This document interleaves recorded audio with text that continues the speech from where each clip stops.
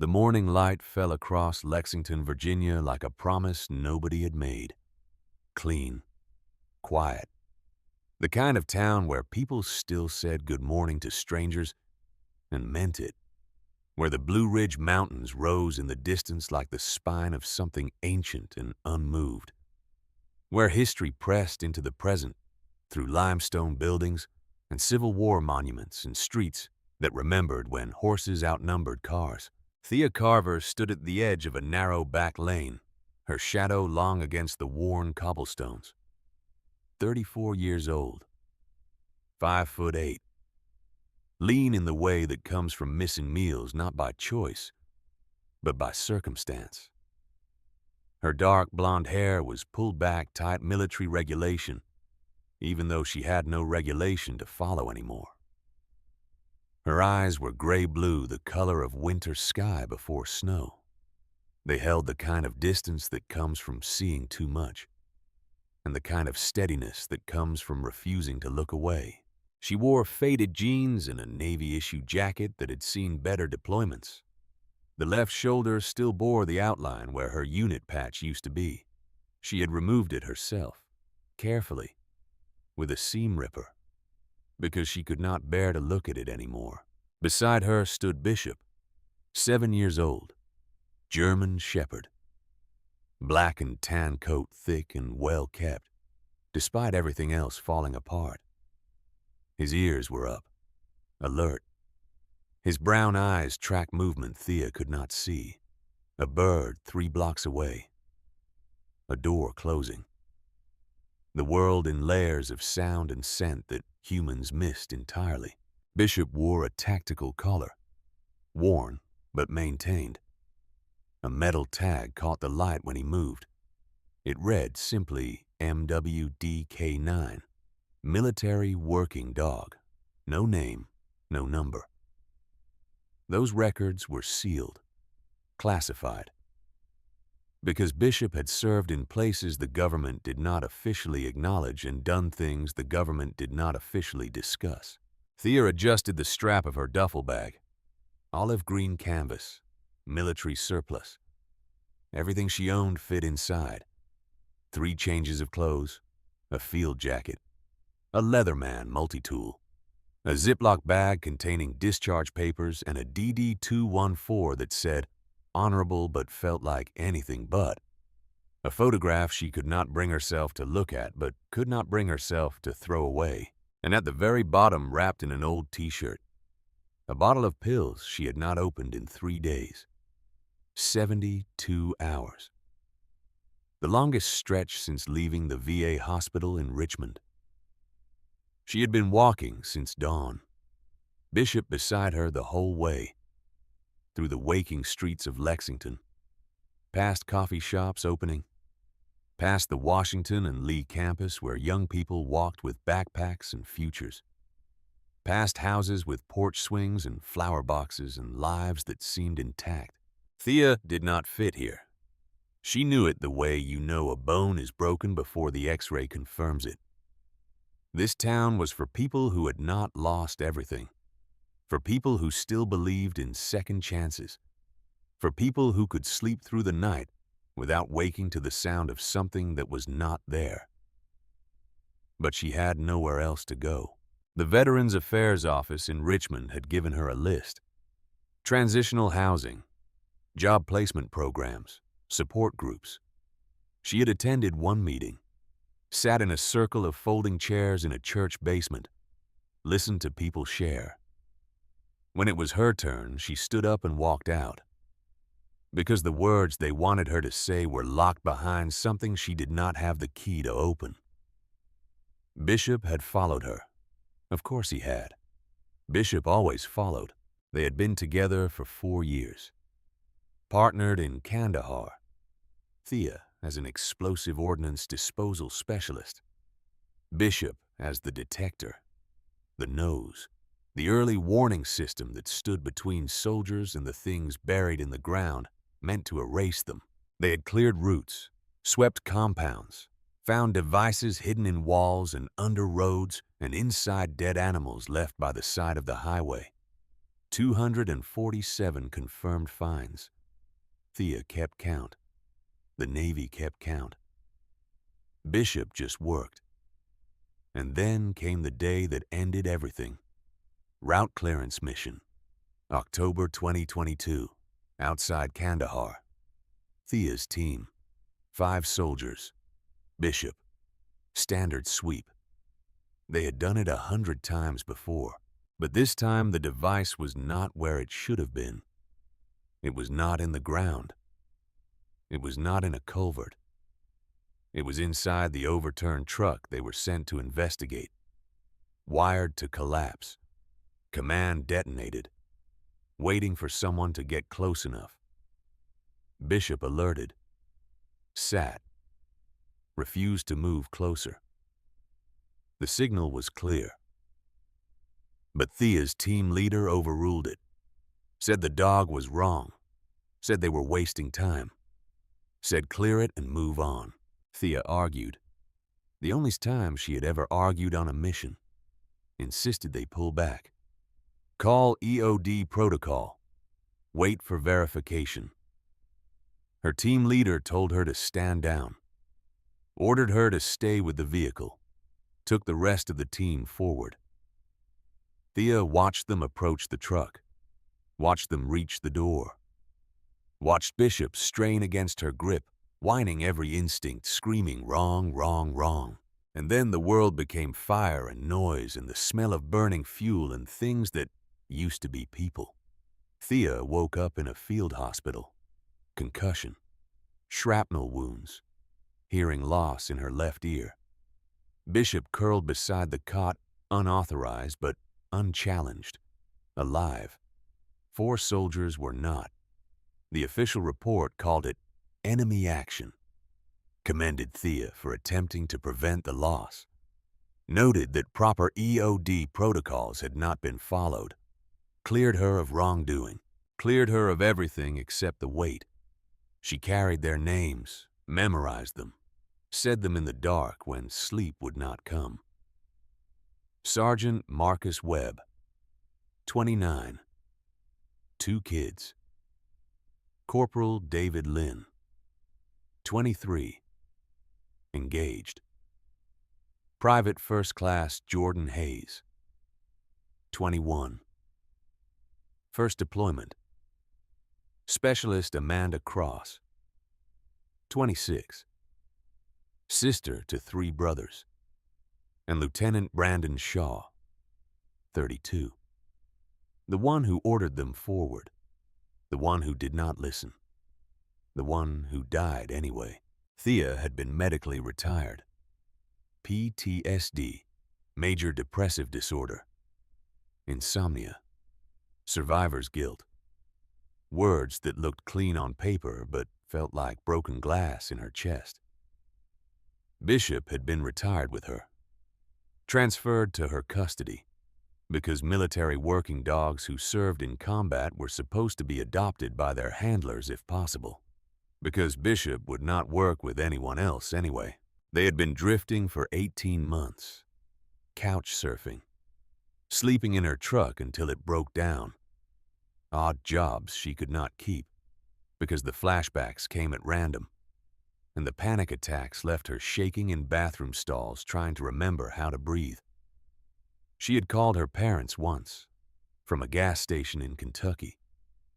Her mother answered. Thea could hear the hope in her voice, the careful tone of someone trying not to say the wrong thing. Thea told her she was fine, told her not to worry, told her she would call again soon. She had not called again, because fine was a lie, and worry was inevitable and soon never came. 3 days ago, she had been in Richmond, down to $17, sleeping behind a Goodwill. Bishop beside her. Rain coming. She walked past a real estate office, saw a flyer in the window. Handwritten, almost a joke. Historic property for sale, Lexington, VA, as is. $1. Thea stopped. Read it again. Assumed it was a scam. or a typo, or some kind of performance art. But she had nothing to lose except $1. And she had that. She went inside. The office was small, smelled like old carpet and instant coffee. A woman in her 60s sat behind a desk covered in paper. Thea asked about the listing. The woman looked up, adjusted her glasses, said it was real, explained the property had been abandoned for decades, owned by the town now. They were trying to clear inventory, revitalize the historic district. The building was structurally sound but needed work, significant work. And there was a clause. Thea asked what clause. The woman pulled out a file. Read from it. Said the buyer must establish a viable business within 90 days, or the property would revert to town ownership and be sold at auction. Thea asked why. The woman shrugged. Said it was meant to prevent speculation, to ensure the building was actually used, that someone actually cared. Thea stared at the paper, thought about 90 days, thought about viable business, thought about the fact that she could not hold down a job at McDonald's, but somehow the universe was offering her a building for $1. She asked if she could see it. The woman gave her an address, a key. Said the town would process the paperwork if she decided to buy. Said most people looked once and walked away.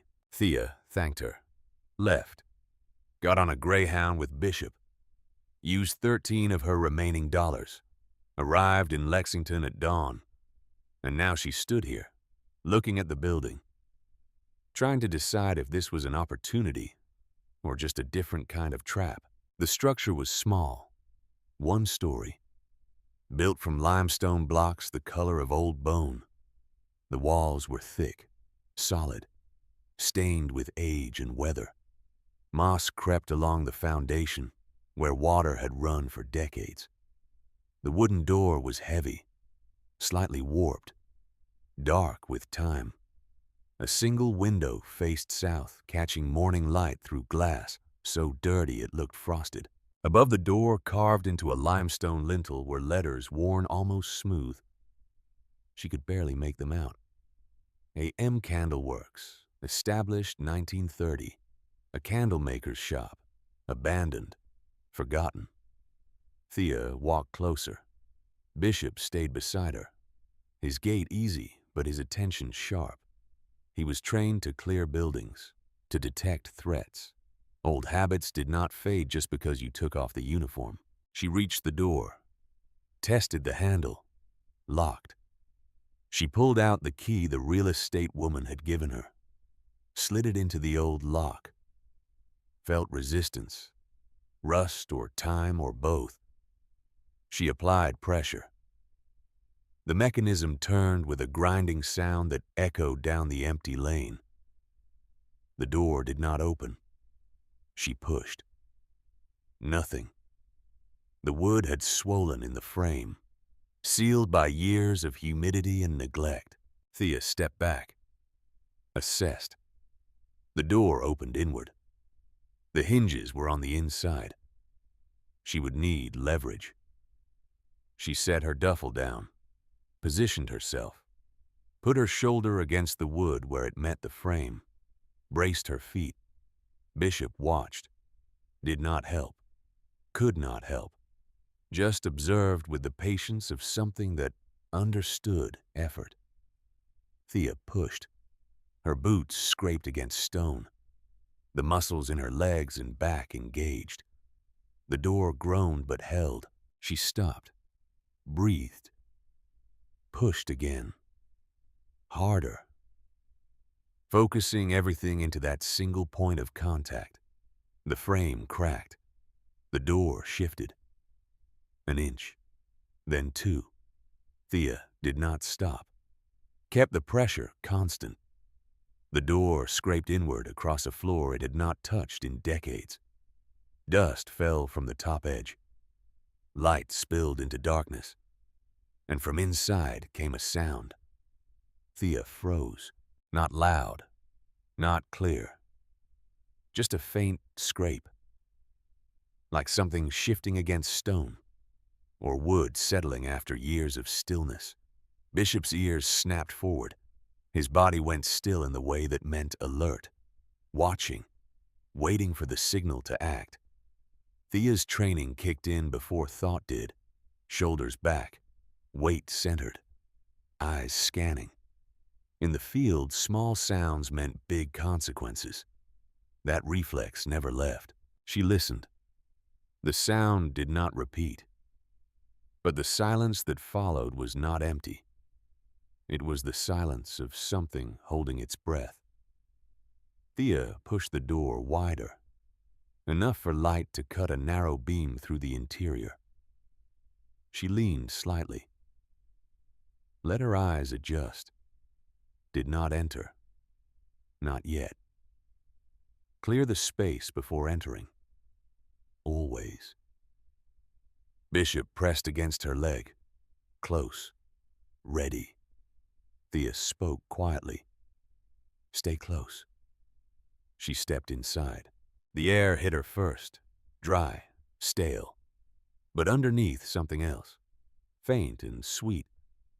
Beeswax. Not strong. Not fresh.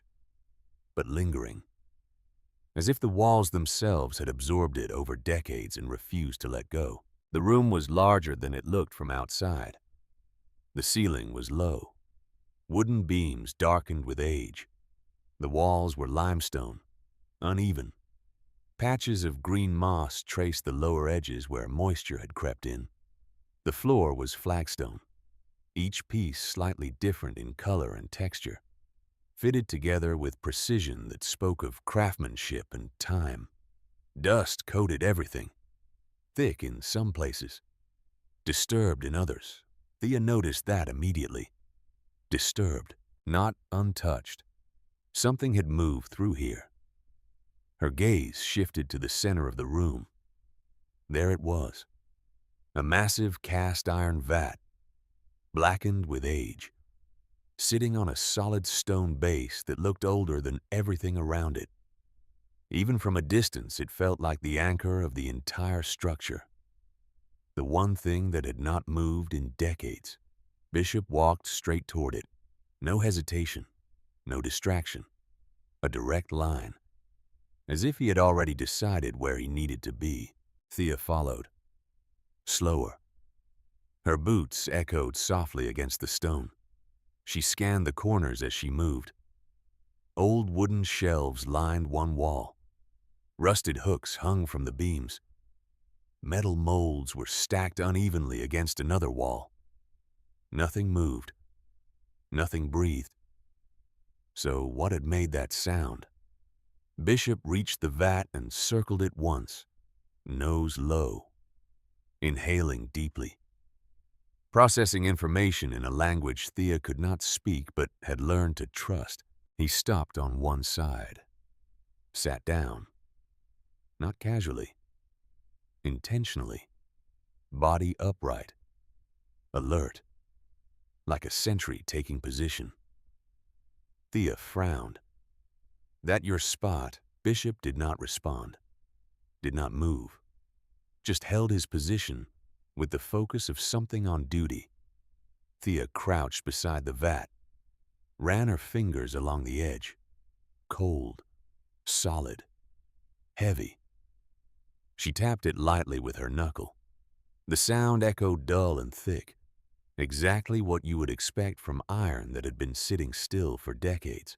She shifted her attention downward, to the stone base, and stopped. There was a difference. Subtle. Almost nothing. But not nothing. The slab beneath the vat was a slightly different shade of gray than the surrounding floor.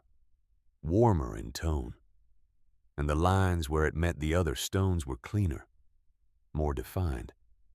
Like it had been placed there later, or sealed more carefully than the rest. Thea leaned closer, traced the edge with her finger. The mortar line was tighter, smoother, intentional.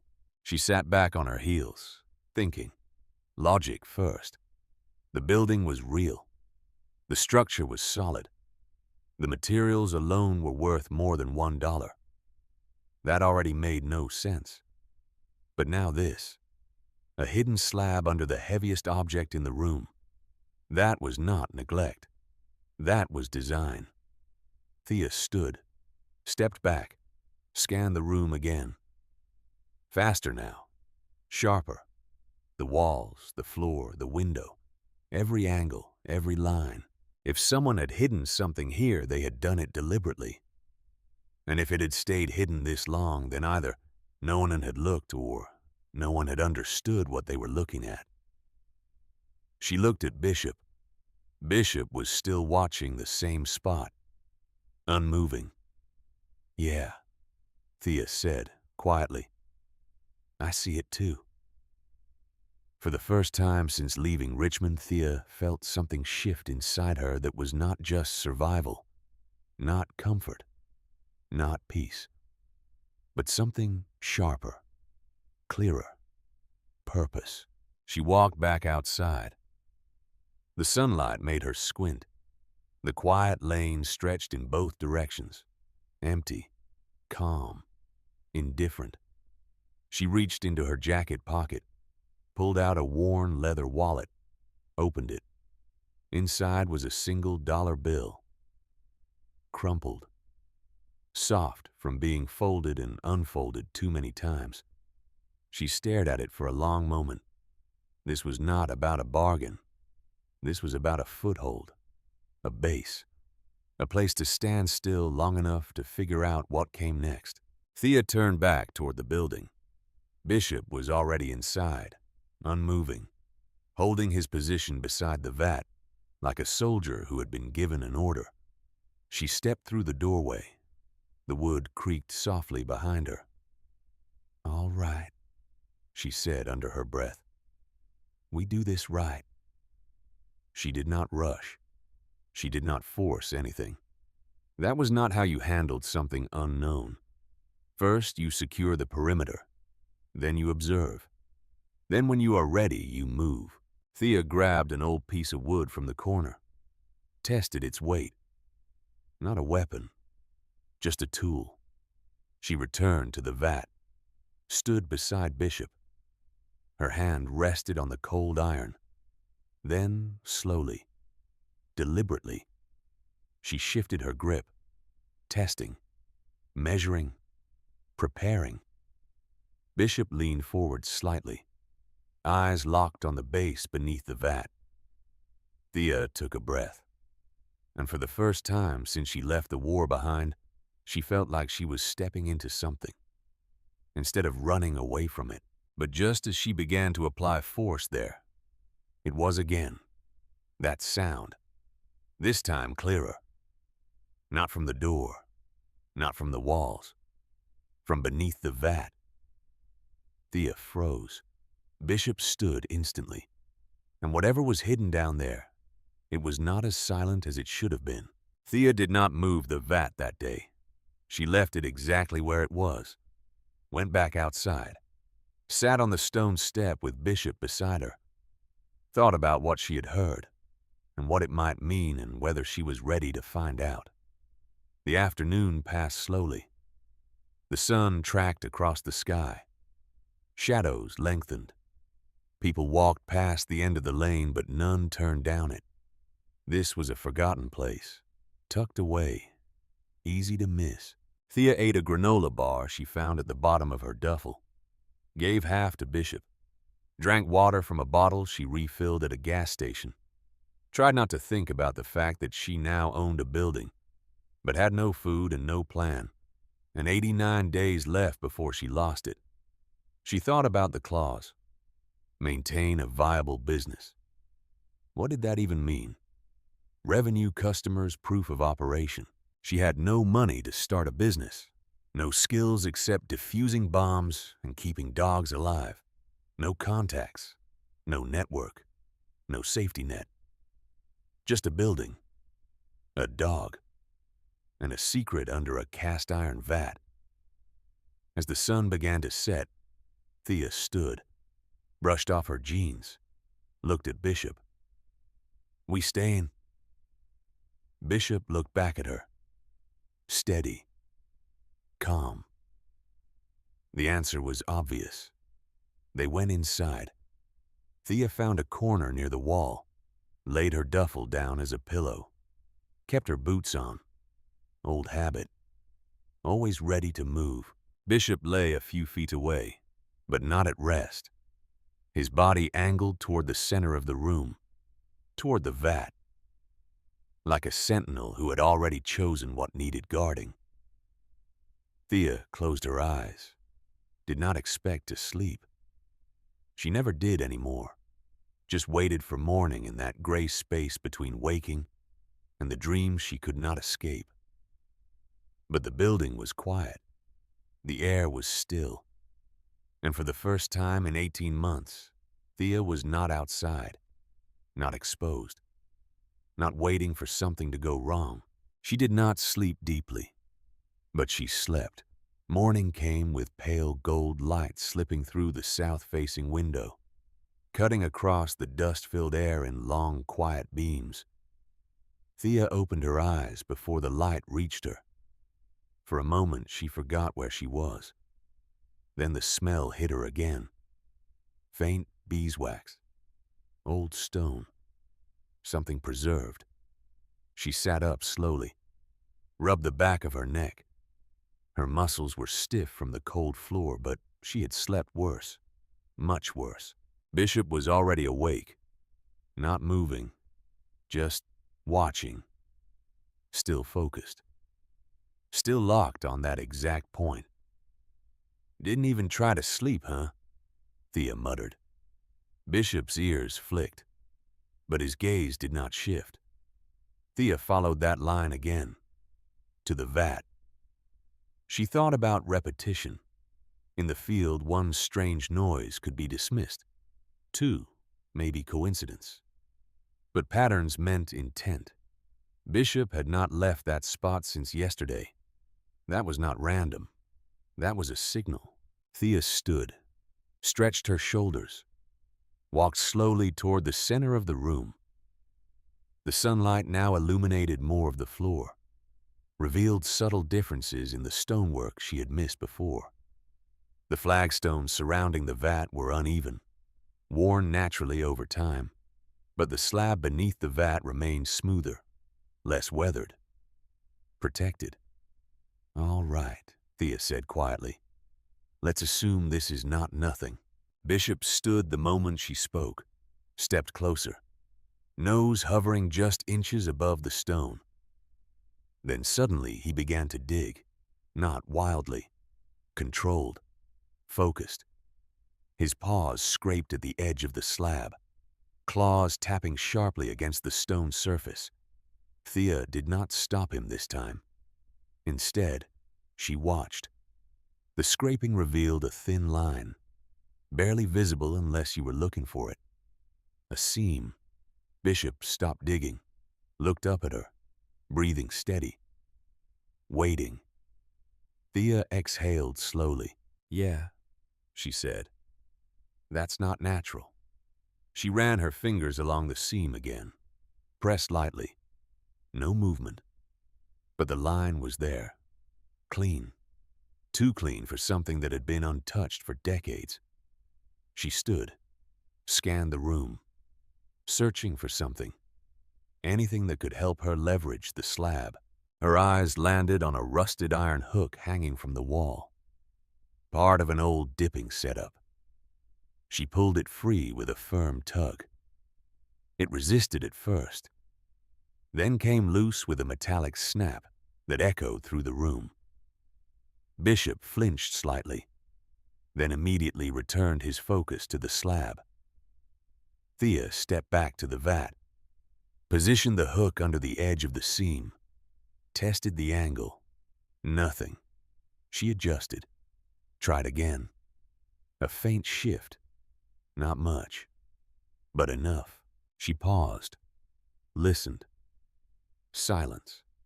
Too much silence. She applied more pressure. This time the hook slid deeper, wedging under the stone. Thea braced her foot against the base, tightened her grip. Muscles flexed under the fabric of her jacket. Veins rose along her forearms as she pulled. The slab moved, just a fraction, but it moved. Bishop stepped back slightly, tail low, ears forward, every instinct telling him something was about to change. Thea stopped again, listened. That's when she heard it. Not imagination, not memory. A sound, soft, irregular, like something brushing against stone from underneath. Thea's grip tightened instinctively. Her breath slowed, her body shifting into that familiar edge between action and restraint. Not possible, she whispered. Bishop let out a low, controlled growl. Thea leaned closer to the slab, her ear almost touching the stone. The sound came again, slightly clearer this time. A scrape. Then silence. She pulled back, her mind racing. Not in panic, in calculation. The structure made no sense for anything living to be down there. The space would be sealed. No airflow, no entry. Unless it had not always been sealed. Thea looked around the room again. Faster now. Sharper. The walls. The floor. The window. Every angle. Every line. Then her eyes stopped. The back wall. There. A faint discoloration near the base, a patch of stone that did not match the others. Subtle. Easy to miss. Thea stood slowly. Stepped away from the slab. Bishop followed immediately, staying close, watching both Thea and the vat, uncertain which mattered more. Thea walked toward the back wall, each step deliberate. She crouched, ran her hand along the stone. Dust, rough texture, then smooth. A narrow gap between two stones. Ventilation.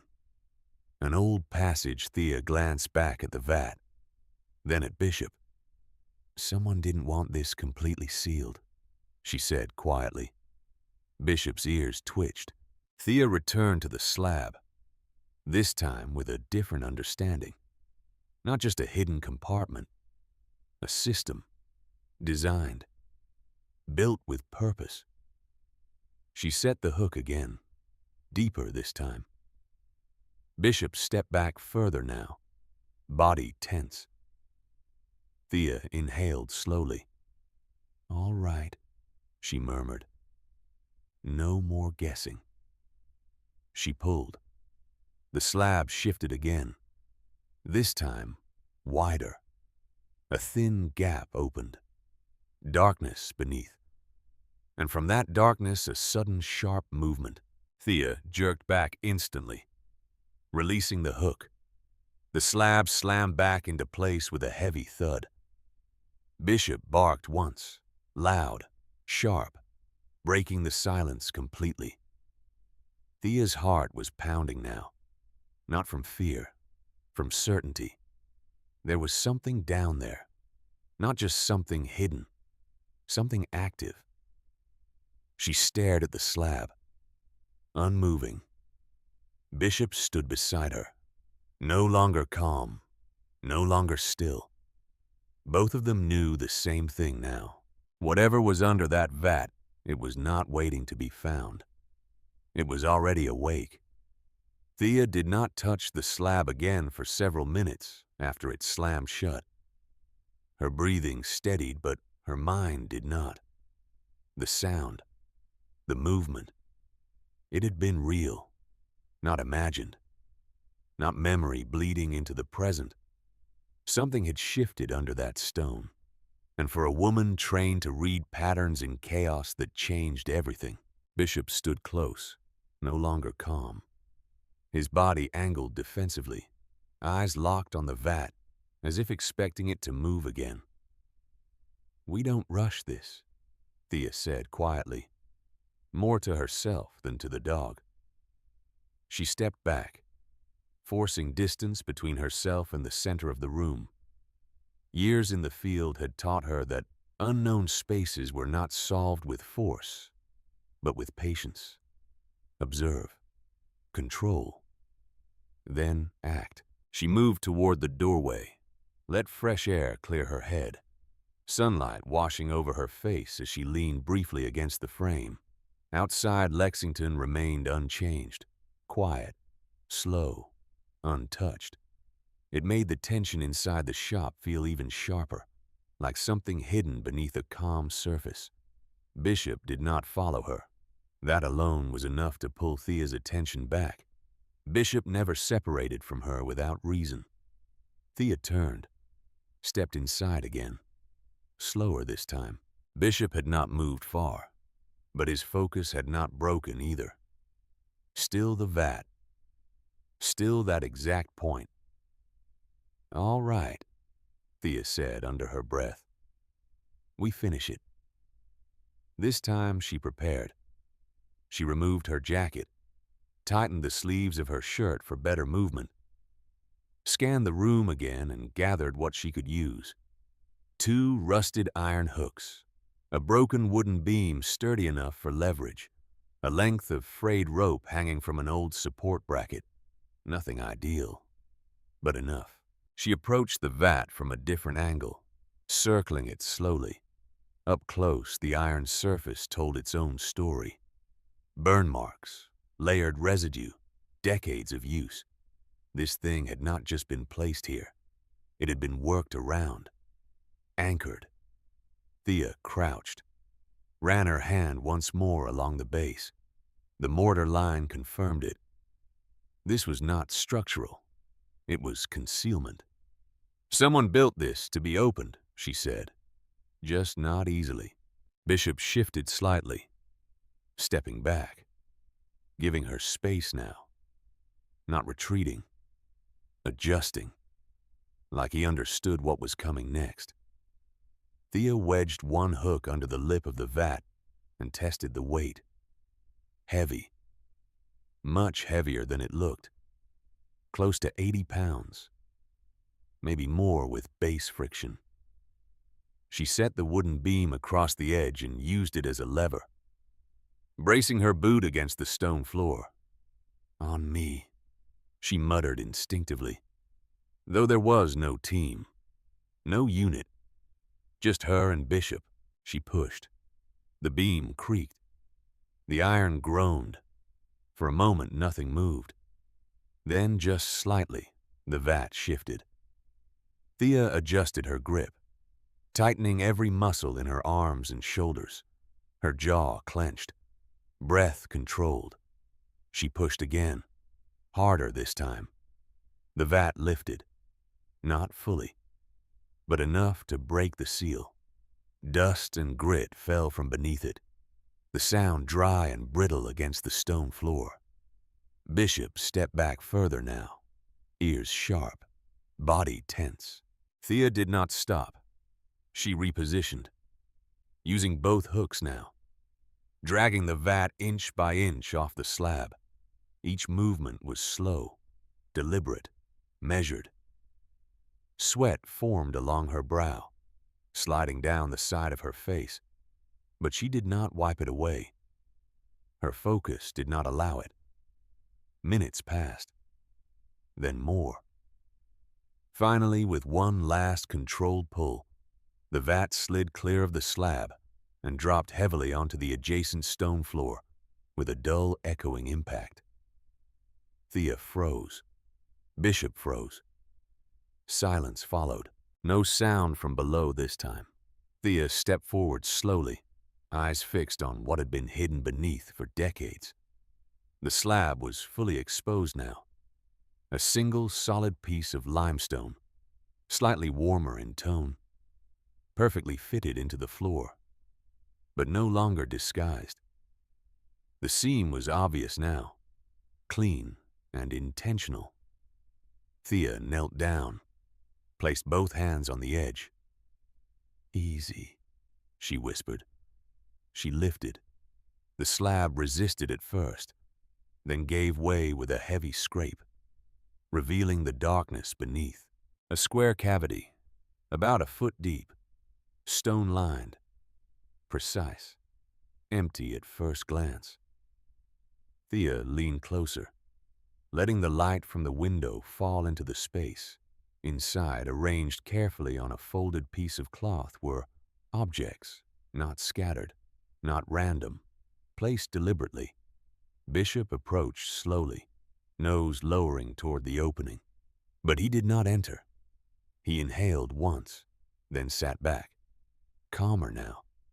The tension that had filled him earlier had shifted into something else. Recognition. Thea reached in carefully, her movements controlled, almost reverent. The first object she lifted was a wooden tray holding metal molds, old, hand-shaped, each one slightly different in size. She turned one over in her hand, noticing faint engravings along the base. Names, worn but still readable, not mass-produced, custom.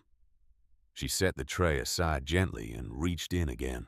Her fingers closed around a glass jar, sealed at the top with hardened wax. Inside was a solid block of deep golden beeswax, preserved perfectly despite the years. Thea held it up to the light. For a moment, the entire room seemed to shift in tone. The gold caught the sunlight, glowing softly, almost alive. Bishop leaned forward slightly, nose twitching, then relaxed again. Thea's chest tightened, not from fear this time, but from something unfamiliar. Connection. This was not just a hidden space. It was a message. She reached into the cavity one last time and pulled out a folded piece of paper, thick, aged, sealed with a dark circle of wax. She stared at it for a long moment, then glanced at Bishop. Bishop held her gaze, steady, certain. Thea exhaled slowly. "Yeah," she said. "We're supposed to open this." But she did not yet. Instead, she sat back on the cold stone floor, the letter resting in her hands, the jar beside her, the molds lined carefully to one side. The room felt different now, not empty, not abandoned, waiting. Thea leaned her back against the wall, eyes fixed on the sealed wax. For the first time in years, she was not thinking about where to go next. She was thinking about what had been left behind, and why it had been left for her. The letter remained unopened in her hands for a long time. The sunlight had shifted, now falling directly across her fingers, illuminating the sealed wax like something sacred rather than forgotten. The room no longer felt abandoned. It felt intentional, as if every object inside had been waiting for this exact moment. Bishop lay beside her, his large frame relaxed but present, his head resting lightly against Thea's thigh, the steady rhythm of his breathing grounding the silence. Thea turned the envelope slowly between her fingers. The paper was thick, aged but preserved, the edges slightly worn yet intact. The wax seal at the center was dark amber, pressed with a pattern that had softened over time, but still held shape. She traced it with her thumb, feeling the faint ridges. "I don't think this was meant for just anyone," she murmured. Bishop did not move, but his tail tapped once against the stone, soft and deliberate. Thea exhaled slowly and broke the seal. The wax cracked cleanly, the sound sharp in the quiet room. For a brief second, the scent rose, faint but unmistakable. Beeswax, not like the stale air of the shop. This was warmer, fuller, almost alive. Thea unfolded the letter carefully. Her hands were steady, but something inside her was not fear. Not exactly. something closer to recognition. She began to read. The handwriting was precise, slightly slanted, written by someone who had spent years doing things with patience, each letter deliberate, each word measured. The letter spoke of work, not just labor but craft. It described a life spent repeating small actions over and over until they became something lasting. It spoke of wax and heat, of timing and rhythm, of failure and correction. But beneath all that, it carried something else, a belief that what mattered most was not the product but the discipline required to create it. Thea read every line slowly, not because she had to, but because she felt like she should. The letter was signed Amelia Rose Sullivan, October 1968. The final lines were different. They were not instructions. They were a test. I'm leaving this place to someone who needs it, not someone who wants profit. Someone who needs purpose. I have hidden these things beneath the heaviest object in the room, not to protect them from time, but to ensure that only someone willing to move that weight will find them. Someone who understands effort. Someone who will not quit halfway. If you are reading this, you have already passed the first test. The work is not in the wax. It is in showing up every day when everything says quit. The jar contains the last harvest of the Blue Ridge honeybees before they disappeared in 1967, mixed with lavender and pine resin from these mountains. Light it only when you understand why you are here. The answer is not in the flame. It is in the making. Beware the man who builds monuments to run from grief. He will destroy your sanctuary to build his. Thea lowered the letter slightly, staring at the page without seeing it anymore.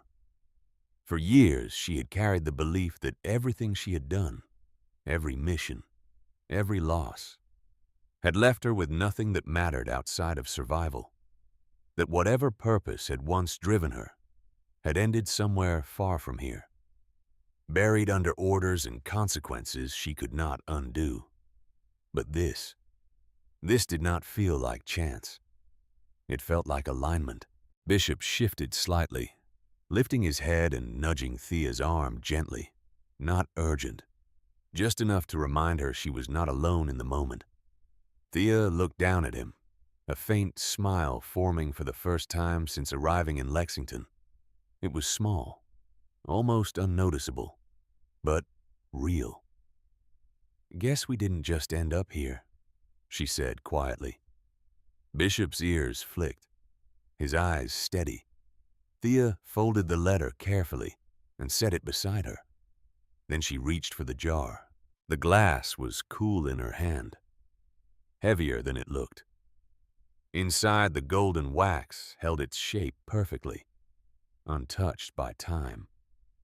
She hesitated before opening it.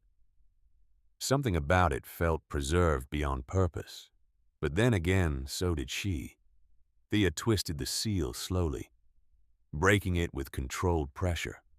The cork released with a soft pop.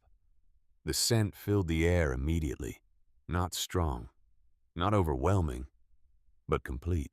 Thea closed her eyes without meaning to. For a moment, the room changed. The cold stone, the dust, the silence, all of it softened. The scent carried something deeper than memory. Not her memory. Something older, warmer. A place that had never known violence. She exhaled slowly, opening her eyes again. Bishop leaned closer, inhaling once, then resting his head back down.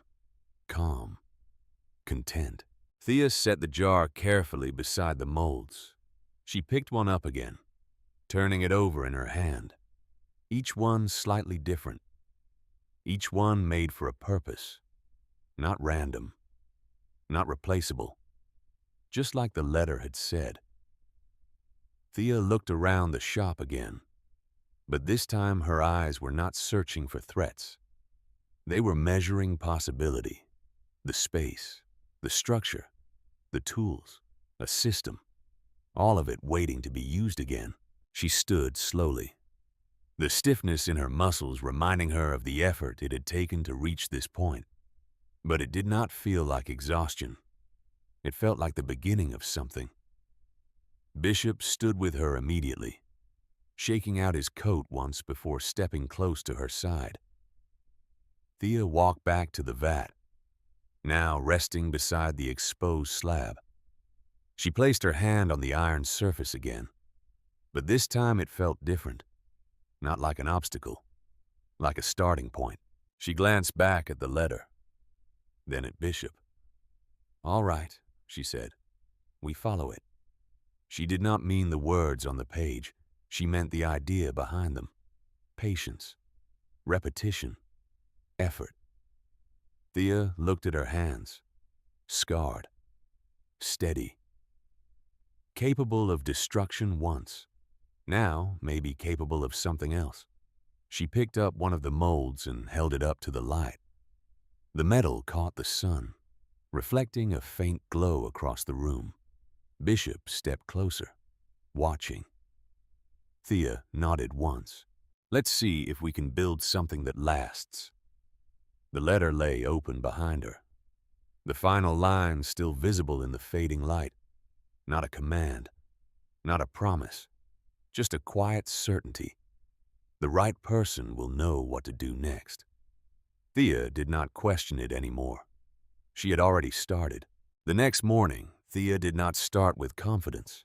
She started with uncertainty, the kind that sat quietly in her chest, not loud enough to stop her, but present enough to remind her she was stepping into something she did not fully understand.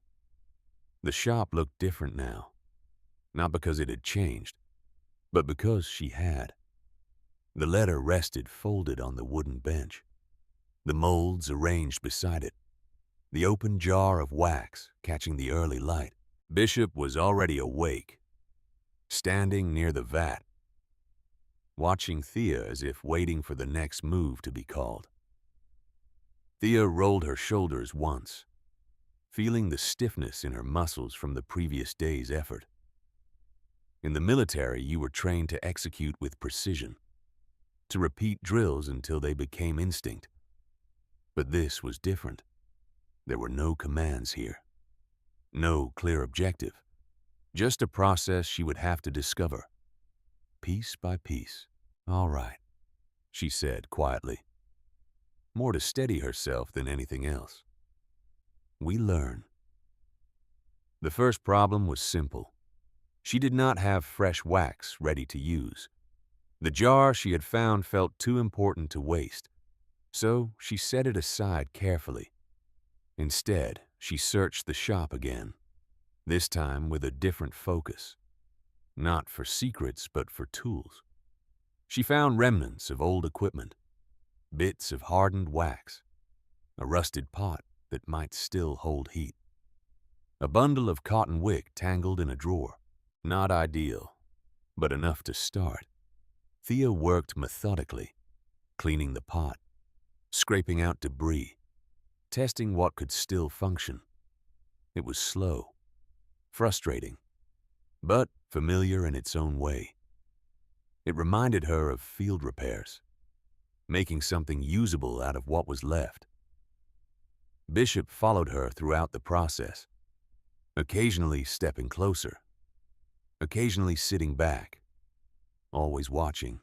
By midday, Thea had managed to melt a small amount of salvaged wax. The consistency was not perfect, uneven in color and thickness, but it would have to do. She found one of the smaller molds and tried to fit a wick into it. Her fingers clumsy with a task so precise, it demanded patience rather than strength. The first attempt failed almost immediately. The wax cooled too fast, forming an uneven shell. When she removed it, the candle cracked along one side. Thea stared at it for a moment, then set it aside without a word. The second attempt lasted longer, but the wick shifted. leaving the candle crooked. The third did not hold its shape at all. By the fourth, Thea exhaled sharply, running a hand through her hair, frustration building under the surface. This was not like anything she had trained for. There was no opponent, no clear problem to solve, no direct line between effort and success. Bishop stood up then, walking slowly toward the discarded candles. He lowered his head, sniffed them one by one, then gently picked up the worst of them, the cracked, uneven one, and carried it back to Thea. Thea frowned. "What are you doing?" Bishop placed the candle at her feet and sat down, looking up at her with steady eyes, not judging, not questioning, just waiting. Thea let out a short breath, something between a sigh and a quiet laugh. "Yeah," she said softly. "That one's a mess." Bishop did not move. Thea crouched down, picking up the candle again. She turned it in her hands, noticing the flaws, the uneven layers, the weak structure.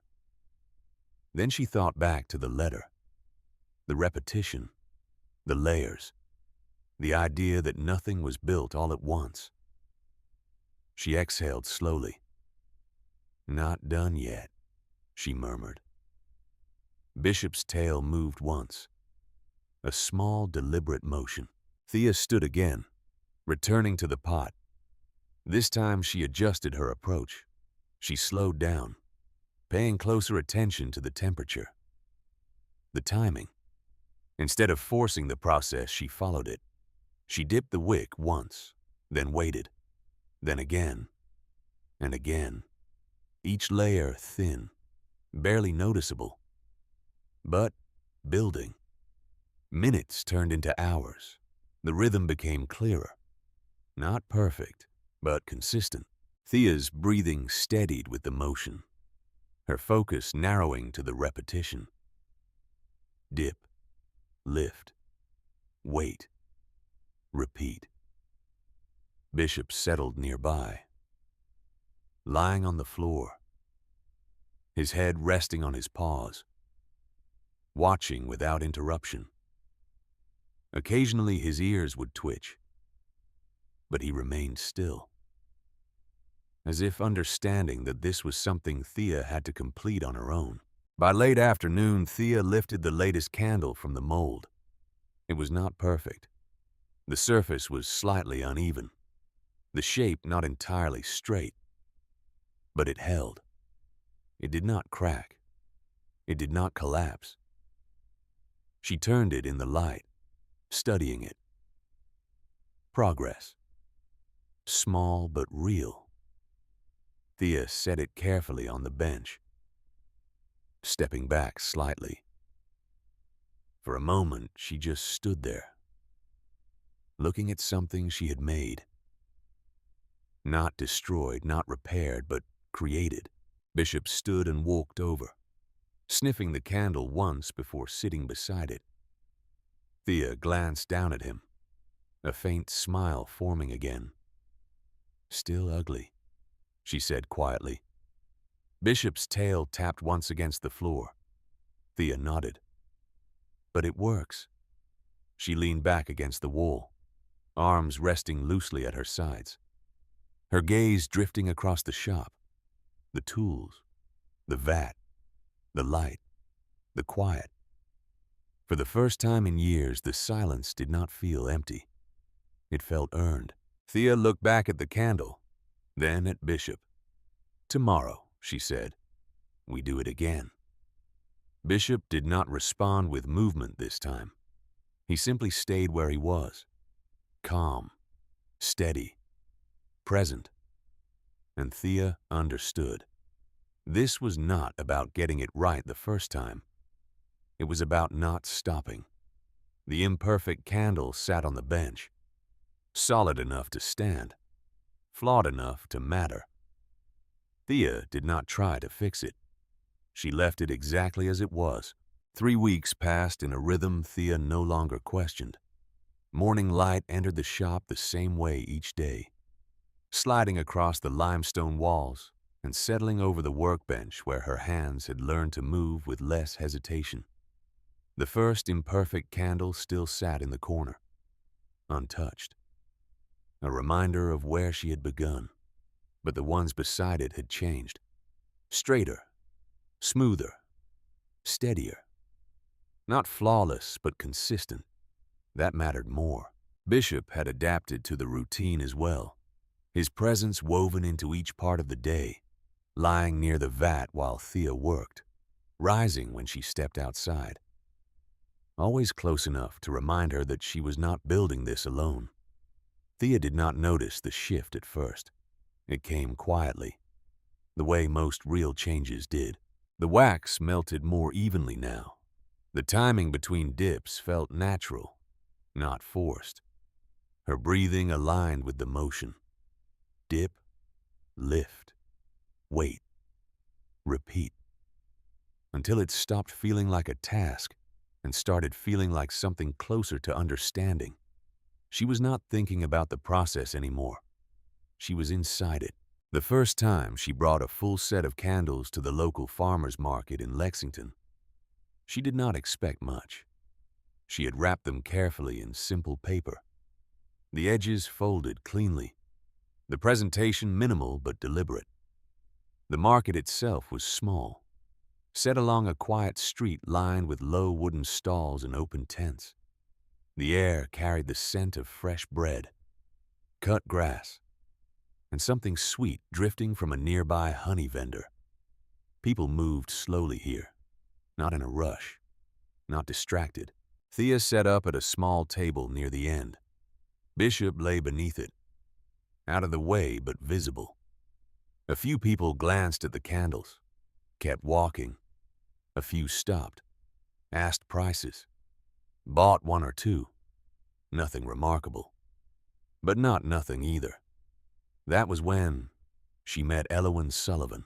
She was in her late 70s, tall but slightly stooped with age.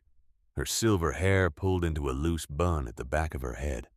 Her skin was pale and thin, lined with the kind of wrinkles that came not from hardship, but from years of careful living. She wore a long, faded blue cardigan over a simple dress, her hands steady despite the tremor that lightly touched her fingers. Elowyn stopped at Thea's table without introduction, her eyes moving slowly across the candles before settling on one. She did not touch it immediately. She studied it, evaluated it. "You made these?" she asked. Her voice carried a quiet authority, softened by patience, the kind that made people listen without realizing they were being taught. Thea nodded once. "Yes, ma'am." Elowyn picked one up carefully, holding it closer to the light. Her fingers traced the surface, feeling for something more than appearance. For a long moment she said nothing. Bishop sat up slightly beneath the table, watching her calmly, his posture relaxed but attentive. Elowyn finally nodded to herself. "Not factory work," she said quietly. "You can tell by the weight." Thea did not respond. She did not need to. Elowyn looked at her then, really looked, her gaze settling on Thea's face, her posture, the way she stood slightly apart from everything around her. "You're new here," Elowyn said. "Yes." She glanced down at Bishop, then back at the candles. "These will burn clean," she added. Not a question, a statement. Thea hesitated for just a second, then nodded again. "They do." Elowyn placed the candle back down gently. "Good," she said. "People don't realize how rare that is anymore." She selected two, paid without bargaining, and left with the same quiet presence she had arrived with. No praise, no sentiment. But something in her tone stayed with Thea long after she was gone. More people came as the weeks continued. Slowly. Not in waves, but in steady intervals. Some asked questions, some did not. A few bought out of curiosity. Others came back the following week. Thea did not advertise. She did not push. She simply showed up, the same way she had learned to show up for everything else in her life. Back at the shop, the work continued. Each batch improved. Each candle held its shape longer, burned steadier. Thea began to recognize the subtle differences in the wax, adjusting temperature without measuring, relying on sight, on instinct. The process no longer resisted her. It responded. One evening, as the sun began to lower behind the distant line of the Blue Ridge Mountains, Thea stepped outside the shop and sat on the worn stone step. The air was warm, carrying the faint hum of insects and the distant rustle of leaves. Bishop settled beside her, stretching out fully. His body relaxed in a way Thea had not seen in a long time. Thea rested her arms on her knees, looking out across the quiet stretch of land. The shop behind her no longer felt like a shelter. It felt like something she had earned, not given, not found, built. She thought about the letter, about the molds, about the jar still sitting unopened on the shelf. She had not used that wax yet. She was not ready. It did not feel like something meant for practice. It felt like something meant for when the work finally matched the intention behind it. Bishop shifted slightly, his head leaning against Thea's leg. Thea glanced down, then reached out, resting her hand lightly against the dog's neck, fingers brushing through the thick fur. "We're not there yet," she said quietly, "but we're getting close." Bishop did not move, but his breathing deepened, steady and calm. Thea leaned back slightly, letting the last light of the day settle over her. For years, she had measured her life in missions completed, objectives cleared, things ended. But this was different. There was no finish line here, no final point, just continuation, layer by layer, day by day, like the candles behind her, hanging in quiet rows, waiting to be lit. Thea did not need to say anything else. She did not need to. The shop stood behind her, solid and silent. The flame, when it came, would hold. By the time October arrived, Thea had established something she had not felt in years. Not stability exactly, but rhythm. The kind that comes from showing up to the same place every day and doing the same work until it stops feeling like work and starts feeling like who you are. The shop had changed. Not dramatically, but noticeably. The windows were cleaner, the shelves organized, the floor swept. Candles lined the workbench in neat rows. Some for sale, some for testing. Some she kept because they reminded her of a specific lesson learned. Thea had sold enough at the farmer's market to cover basic expenses, permits, utilities, materials, not profit, not yet, but survival, which was more than she had managed in the 18 months before arriving here. Bishop had settled into his role as well, part guard dog, part therapy animal, part constant reminder that Thea was not alone, even when the silence felt heavy.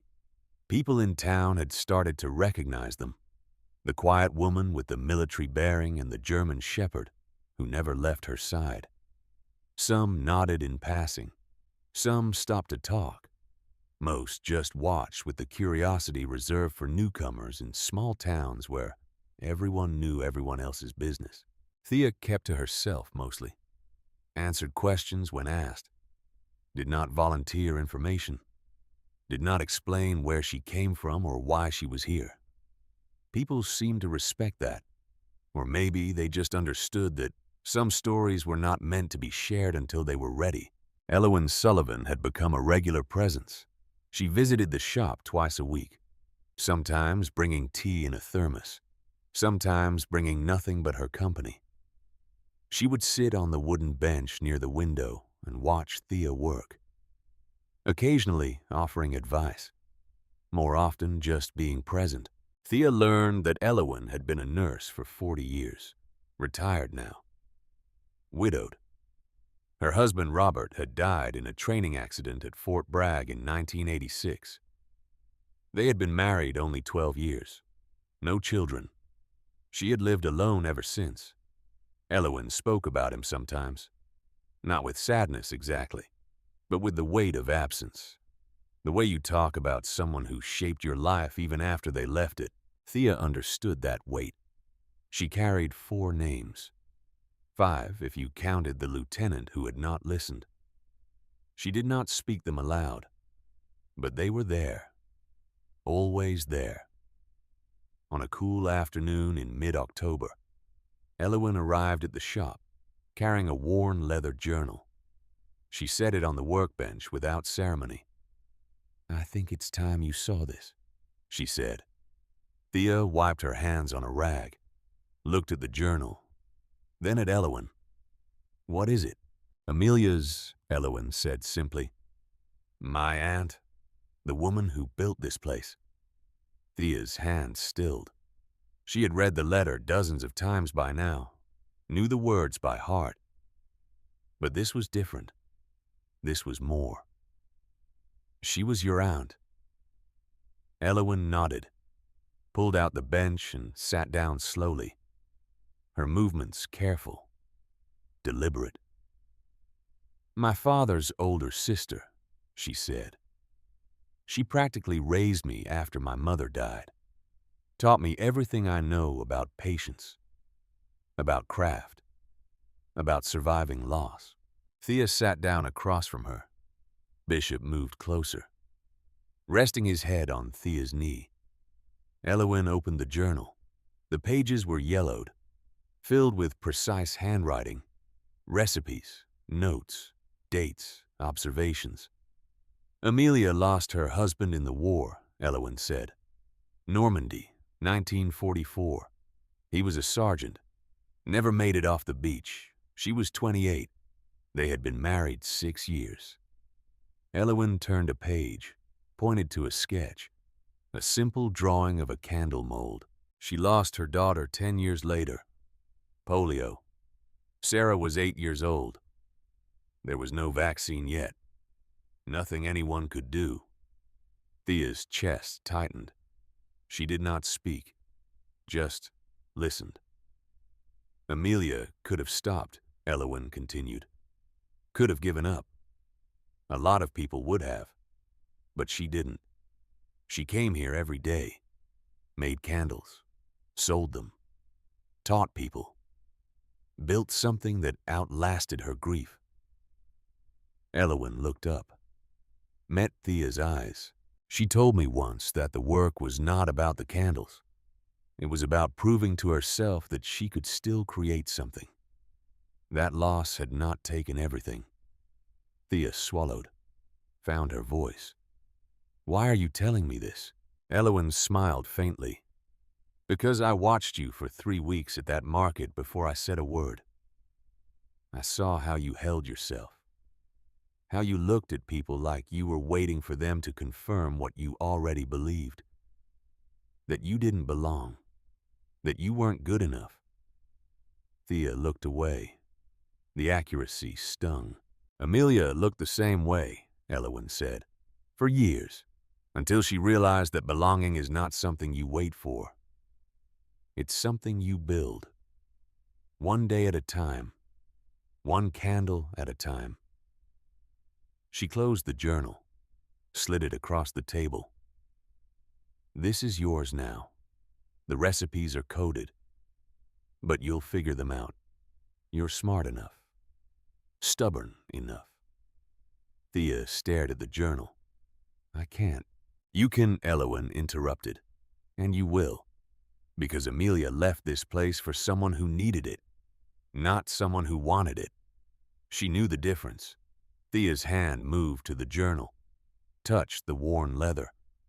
Something inside her shifted. Not hope, not yet, but something adjacent to it. "There's something else," Elowin said, her tone changing, more serious. Thea looked up. "A man named Thomas Brennan has been buying up properties in this district. He owns everything around you now. He's been trying to get this building for 5 years. The town wouldn't sell it, so he waited. Set up that $1 clause. Figured no one could make a business work in 90 days. Thea's stomach tightened. When do the 90 days end? November 14th, Elowin said. 3 weeks from now. Thea did the math. She had been here since mid-August. 70 days, almost there. But almost was not enough. What happens if I don't meet the requirement? The property reverts to the town, goes to auction. Brennan will buy it. He's already filed plans to demolish the building. Wants to put up a veteran wellness center, therapy offices, housing, community space. Thea frowned. That doesn't sound terrible. It's not, Elowin agreed. Brennan's intentions are good, but his reasons are complicated.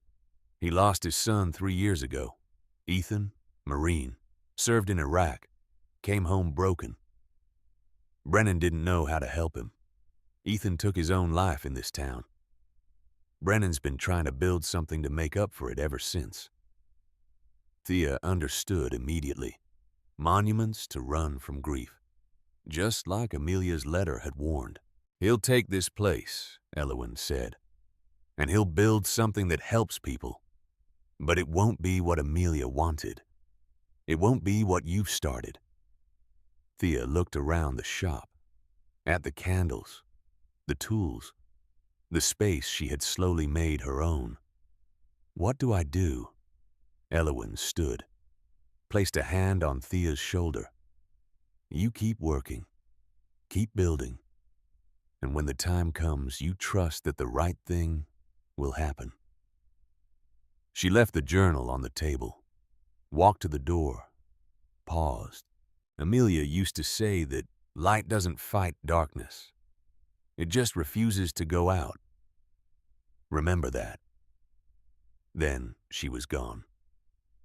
Thea sat alone with Bishop and the journal, and the weight of 3 weeks hanging over everything she had built. The days that followed moved faster than Thea wanted. She worked longer hours, made more candles, sold what she could, but the numbers were not adding up. Revenue was steady but small, nowhere near what would qualify as a viable business by any legal standard. Thomas Brennan appeared at the shop on a cold morning in late October. He was in his late 50s, tall, well-dressed, the kind of man who carried authority without needing to assert it. He knocked on the open door, stepped inside when Thea looked up. "Miss Carver," he said, polite, professional. "I'm Thomas Brennan.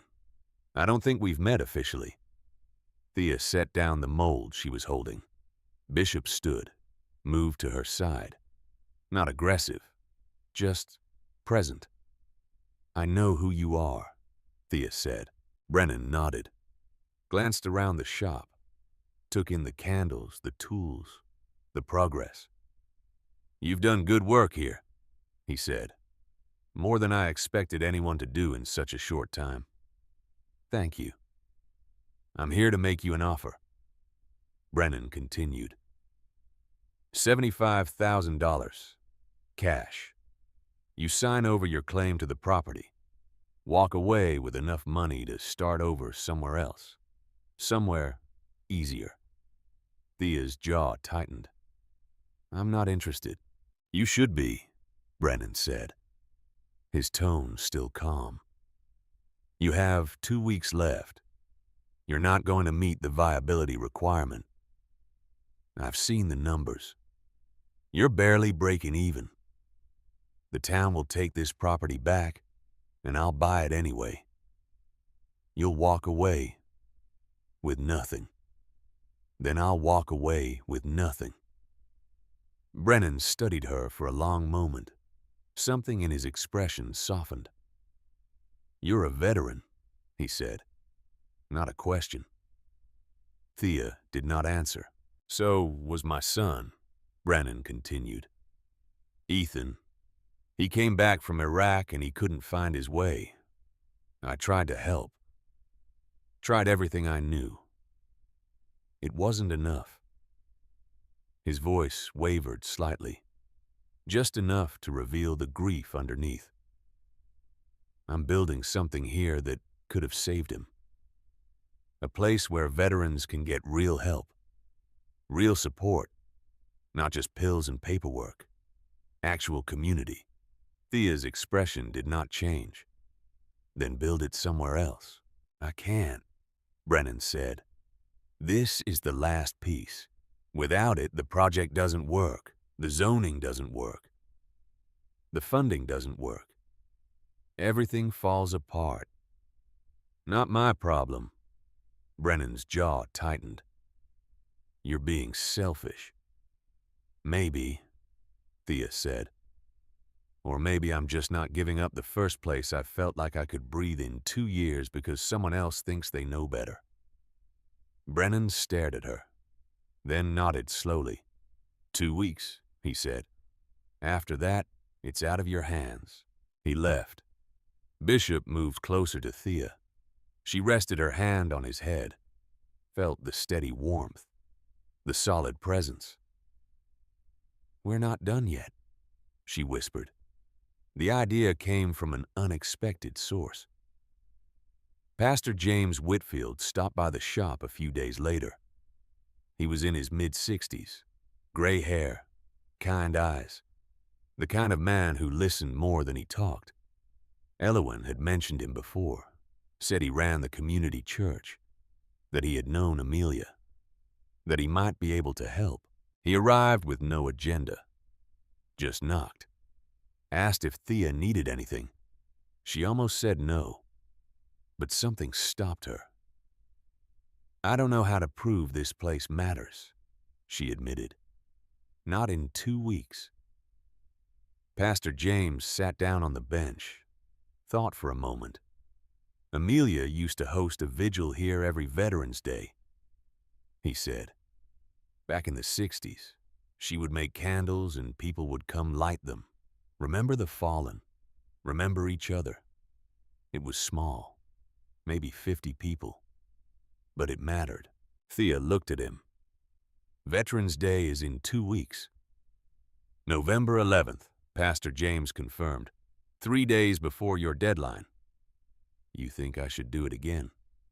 "I think," Pastor James said carefully, "that viable doesn't just mean profitable. It means valuable.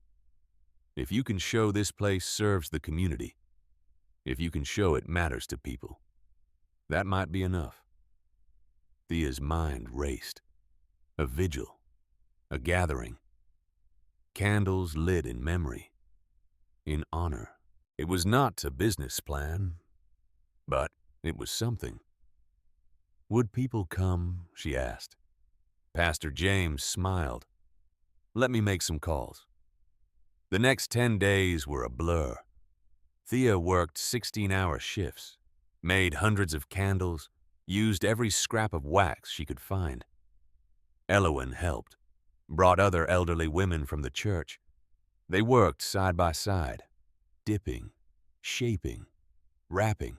Pastor James spread the word, put up flyers, called veterans groups, reached out to the local VFW, the American Legion, Gold Star families. Bishop stayed close through all of it, a constant anchor in the chaos. On November 10th, the night before the vigil, Thea stood in the shop surrounded by candles, rows and rows of them, more than she had ever made, more than she thought possible. But she still had not opened the golden jar, Amelia's jar, the one with the special blend, the therapeutic wax. Elowin found her staring at it. "You're waiting for permission," Elowin said softly. Thea did not deny it. Amelia would tell you that you've already earned it, Elowen continued. She left it for someone who would understand what it meant. Not someone who would use it perfectly, just someone who would use it with intention. Thea reached for the jar, held it, felt the weight. What if I ruin it? Then you ruin it, Elowen said. But at least you tried. Thea opened the jar. The scent filled the room immediately. Beeswax, lavender, pine, something deeper, older, a memory of mountains and time and things that endured. She worked through the night, used the formula from Amelia's journal, decoded the measurements, the ratios, the timing, made 50 special candles, poured everything she had learned into each one. By dawn, they were done. Perfect, or close enough. November 11th arrived cold and clear, the kind of day where the sky looked close enough to touch. Thea loaded the candles into boxes. Bishop helped by not getting in the way. Elowen arrived with her truck. Pastor James met them in the town square. By 4 o'clock, people had started gathering. Not 50. More. 100. Then 200. Veterans from every generation. Families. Community members. People Thea had never seen before. The square had been set up with tables, candles arranged in rows, a small podium, an American flag. Thea stood off to the side, watching, overwhelmed. Bishop pressed against her leg. You did this, Elowen said quietly. You made this happen. At 4:30, as the sun began to set, a black sedan pulled up. A man in a suit stepped out, approached Pastor James, spoke briefly. Pastor James's face went pale. He walked over to Thea. Brennan's lawyer is here, he said. He's got an injunction. Says you don't have a permit for a public gathering. He can shut this down. Thea's heart dropped. Can he? Legally, maybe. Depends on how the town interprets the code. The lawyer approached, middle-aged, professional, holding a folder. Miss Carver, I'm here on behalf of Thomas Brennan. This event violates Municipal Code 7-14. Public gatherings require permits filed 10 days in advance. You have not filed. I'm authorized to disperse this crowd and issue citations if you proceed. Thea stared at him, at the folder, at the people gathering behind her, at the candles she had made, at everything about to disappear. And then Elowen stepped forward. She was holding her own folder. Thicker, older, actually, Elowen said. Her voice calm but firm. You're wrong. The lawyer frowned. Excuse me. Elowen opened her folder, pulled out documents, official seals, stamps, dates. This property was designated a Virginia Historical Landmark in 1995. Registration number HL-4729. Under state preservation law, historical landmarks are permitted to host community events consistent with their original purpose without additional municipal permits. Amelia's Candleworks held annual Veterans Day vigils from 1946 to 1970. This event is a continuation of that tradition, which means it's protected. The lawyer took the documents, scanned them. His expression shifted. This changes things, he said slowly. It does, Elowen agreed. Furthermore, historical landmark status provides protection against forced sale and eminent domain proceedings, which means the 90-day clause in Miss Carver's purchase agreement is void. She owns this property outright, permanently. Thea's breath caught. What? Elowen looked at her, smiled. I filed the landmark application 60 days ago. The state approved it last week. I was waiting for the right moment to tell you. This seemed appropriate. The lawyer closed his folder. I need to consult with my client. He walked away, pulled out his phone, made a call. 5 minutes later, Thomas Brennan himself arrived. He walked through the crowd, approached Thea. His expression was hard to read. "You knew about this?" he asked. "No," Thea said honestly. "I had no idea." Brennan looked at Elowin. "You've been planning this." "I've been protecting what my aunt built," Elowin said. "What Thea has continued. What this community needs." Brennan was silent for a long moment. Then he looked around at the crowd, at the candles, at the families gathering. "My son wanted this place preserved," he said quietly. "Before he died, I found his notes last month. He had done research, tried to file for landmark status himself. I ignored it, thought my plan was better." His voice broke slightly.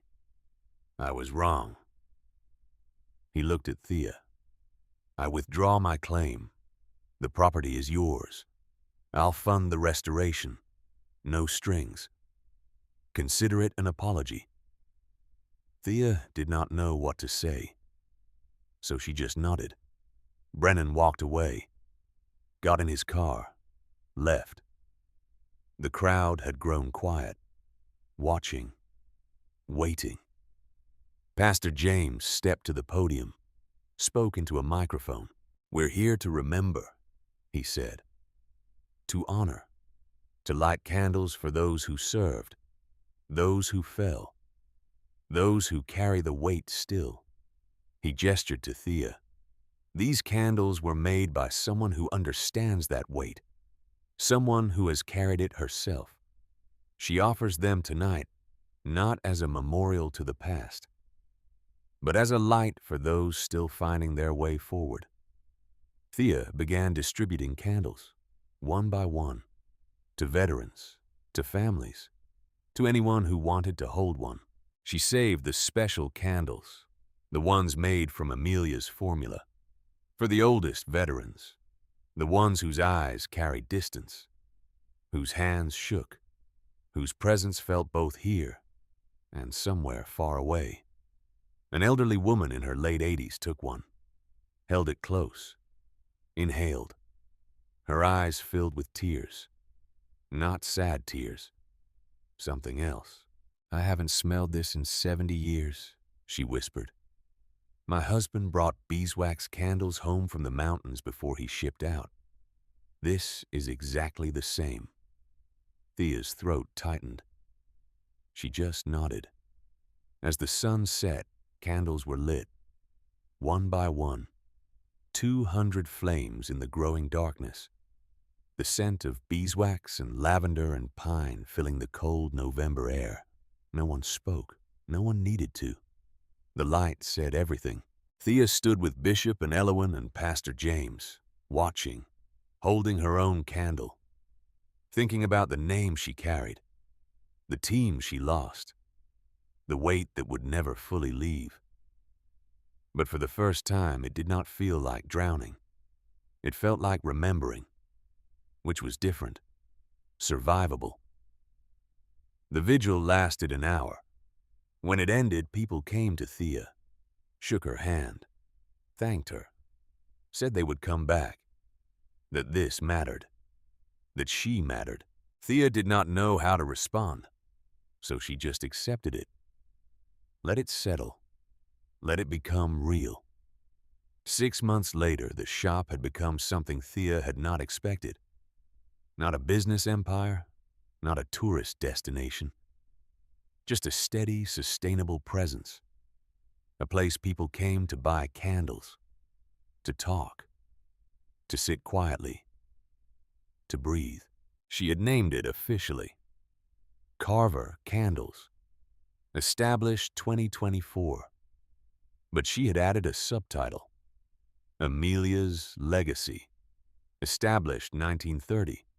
A reminder that she was continuing something. not starting from nothing.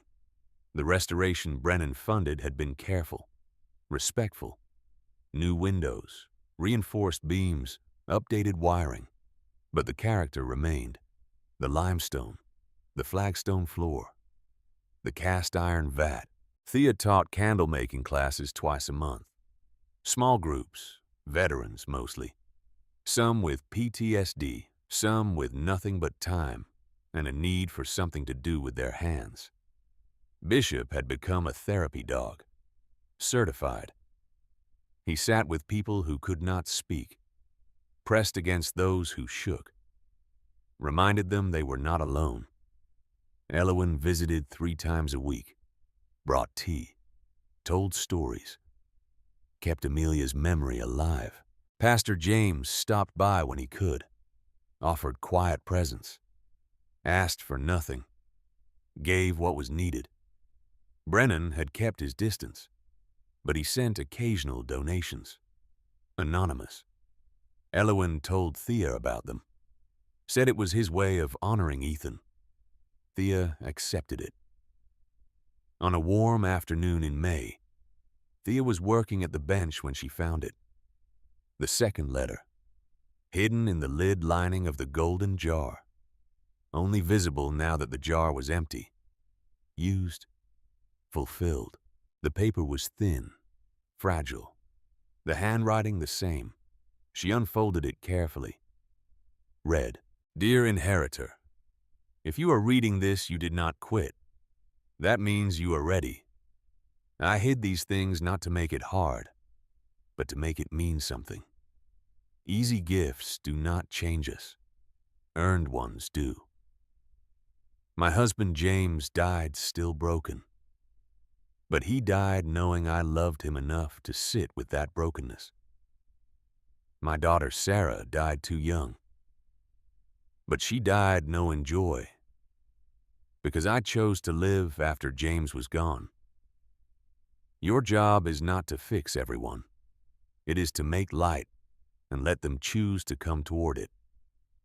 The jar is empty now. Good.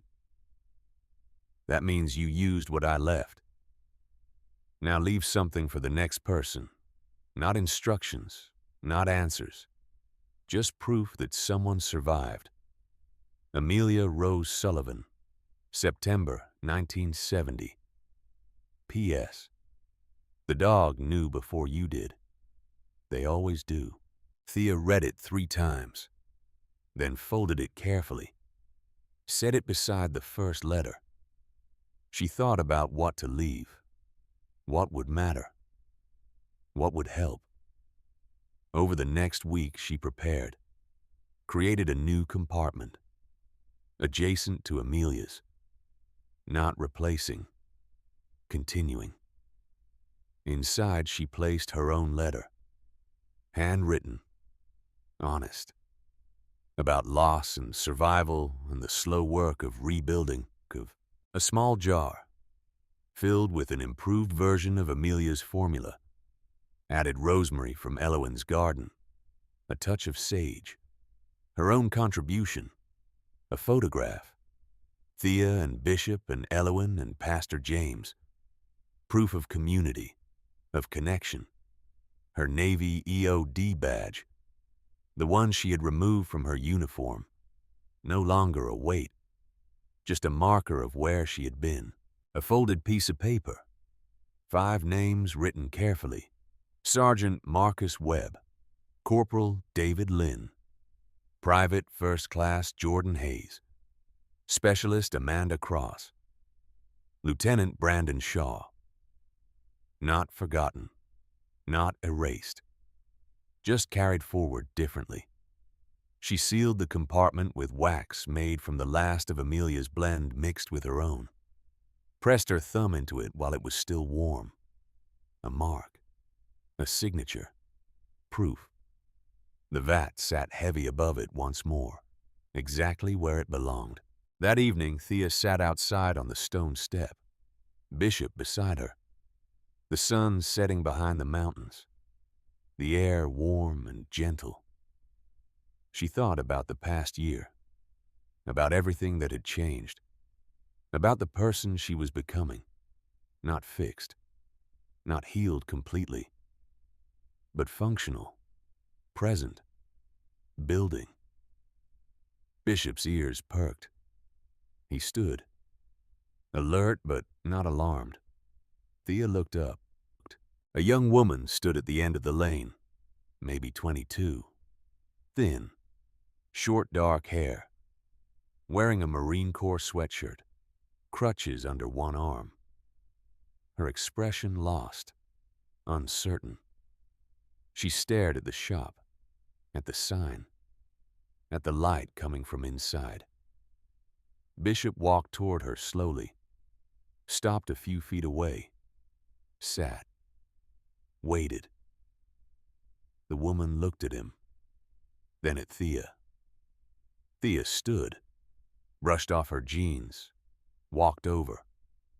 "We're open," she said quietly.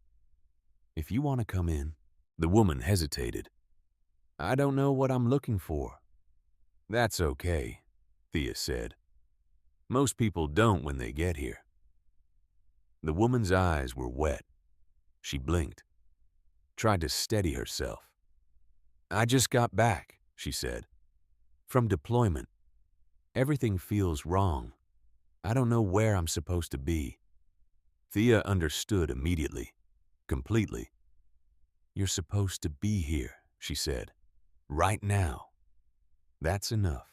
The woman looked at the shop again, at the candles visible through the window, at Bishop sitting calmly, at Thea standing with the patience of someone who had been exactly where she was.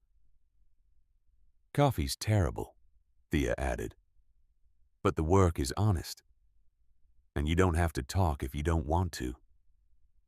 The woman took a breath, nodded. "Okay." She followed Thea inside. Bishop walked beside her, close but not intrusive. Thea showed her the workbench, the molds, the wax, the simple repetitive process that had saved her own life without her realizing it until it was done. "You just dip," Thea said, "and wait, and dip again. That's it. No rush, no perfection, just showing up." The woman picked up a wick, her hands shaking slightly. Thea did not mention it, just started her own candle, set the rhythm, let the woman follow. They worked in silence, the only sound the soft drip of wax, the crackle of the heating pot, Bishop's breathing in the corner. Outside, the light faded. Inside, new candles took shape. Imperfect, uneven, real. After an hour, the woman set down her candle, looked at it, then at Thea. "Thank you," she said. "Come back tomorrow if you want," Thea said, "or next week, or whenever." "The door's open." The woman nodded, left quietly. Bishop watched her go. Thea stood alone in the shop, the candles drying, the light warm, the space solid and real in hers. She walked to the vat, placed her hand on the iron surface, felt the cold metal, the permanence. Beneath it hidden waited her gift, her message, her proof, for the next person, the one who would need it, the one who would find it, the one who would keep the light going. Because that was the work now. Not ending, not finishing, just continuing. One candle at a time, one person at a time, one day at a time. The letter had been right. The answer was not in the flame. It was in the making. Thea turned off the lights, locked the door, walked home through the quiet streets with Bishop at her side. Above the shop, a small brass plaque caught the moonlight. Newly installed. Simple. Amelia's legacy, where broken things become light. And beneath the words, carved smaller, almost hidden, established 1930. continued 2024. Not an ending, a passing, a trust kept. The shop stood silent in the darkness, waiting for morning, waiting for the next person who would push open that heavy door, waiting for the next soul who needed to learn that survival was not the end of the story. It was just the beginning of building something that lasts.